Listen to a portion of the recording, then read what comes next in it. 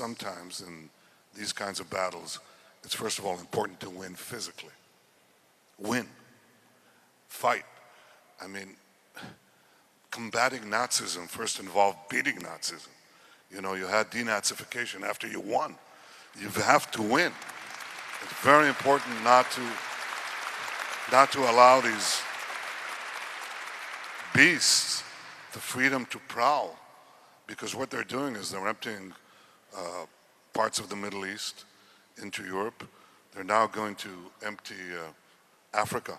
A little bit more on this question, because there are plenty of voices, I would say, growing. The Islamist movements in Africa are not yet strong. They can be defeated today. They can be defeated today. It'll be a lot harder tomorrow. And my point is, in addition to the battle of ideas, there's the battle. You have to win the battle. And the earlier you win it, the cheaper it will be. The longer you wait, eventually, these forces will dissipate, because there is no hope, there is no future for a world of darkness. And I think the Islamists will lose out. But it may take decades, it may take half a century. Nazism was defeated, but it claimed the life of millions, tens of millions of people, and a third of my people. I think defeating them early is important. We'll defeat them in the battle of ideas, but let's defeat them on the ground as well. And I have tissues right here, too. That's all right. The core of the specific conflict between Israel and the Palestinians is the persistent Palestinian refusal to recognize a Jewish state in any boundary.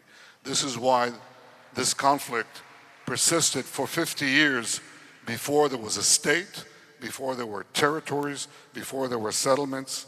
To know, what do you want people to take away? That's going to be my last question, so go for it. We will have peace when the Palestinians will accord us what they ask us to accord them.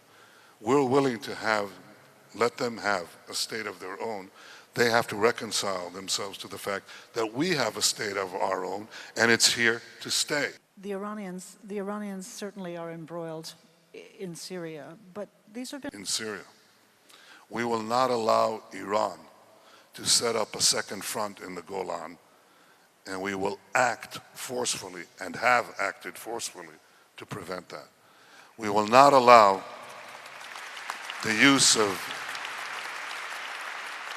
Syrian territory from which we'd be attacked by the Syrian army or anyone else, and we have acted forcefully against that.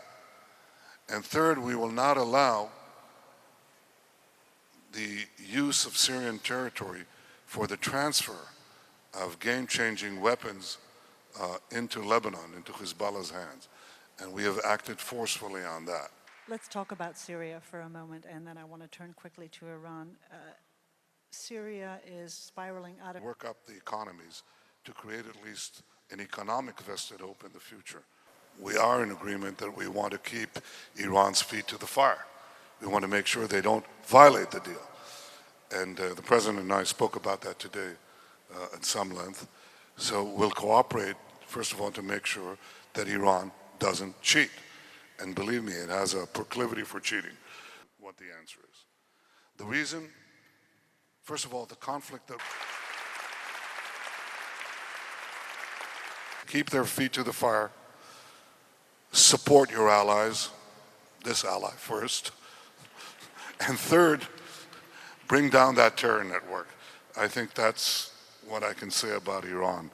It'll be left to history to see if Iran will modernize and reform under this clique.